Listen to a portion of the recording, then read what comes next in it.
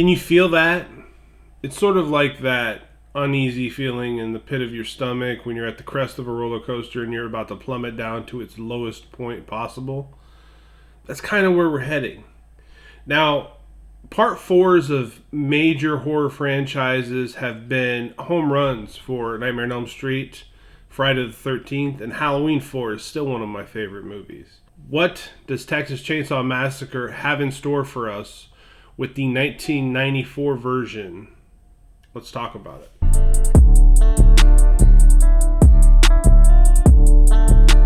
So we're calling this installment the Texas Chainsaw Massacre: The Next Generation, and we get the scrolling text thing at the beginning of this movie, but it feels forced. It feels like they're trying to carry something over from better movies to try to give this one a little credibility, and the voice narrating this text is the most uninterested sounding person that I've ever had to listen to.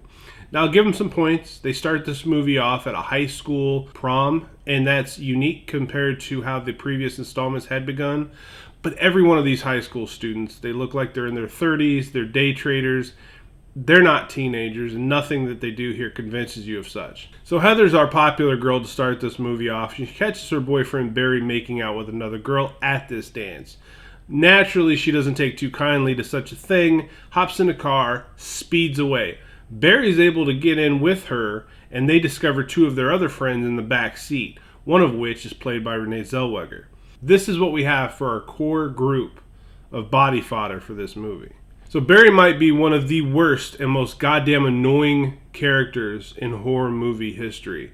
Pairing him with Heather's perfect, though, because she's also unbearable. She keeps going on and on about them being lost in the woods and how they're going to die. Somewhat prophetic, but she can't stop talking about morbid things and complaining about everything. To be fair, these two deserve each other.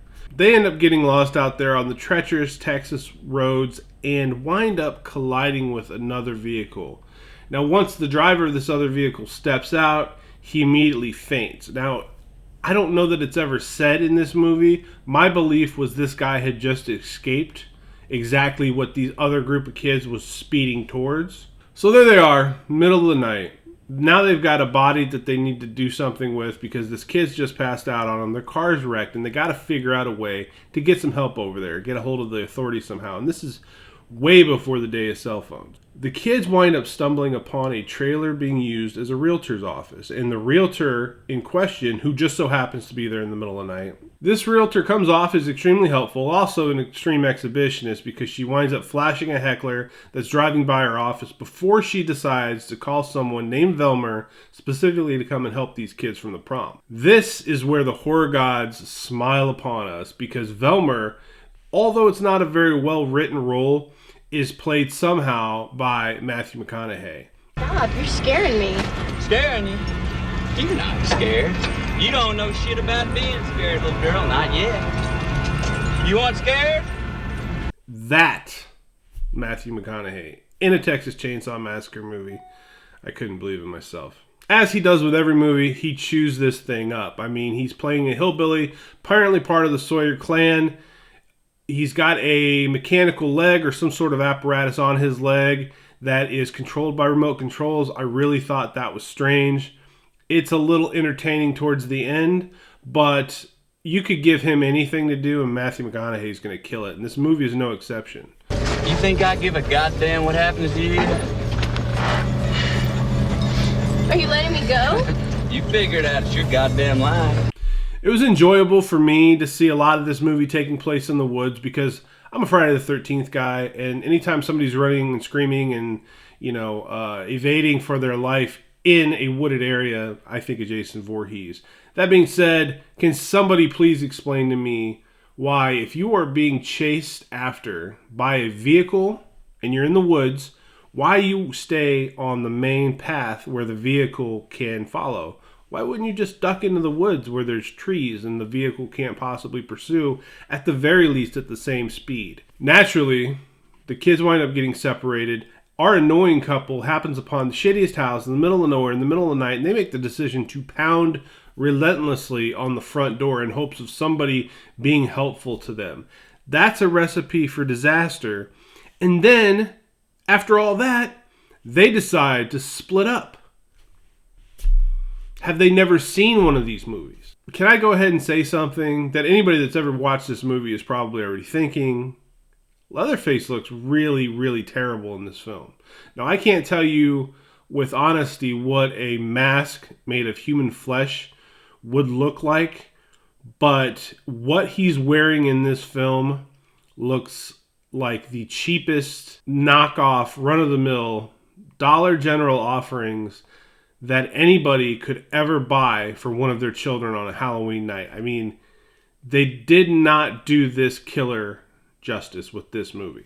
And my God, what about that old lady mask that he's wearing? Where did that come from? Why would they do that? Why?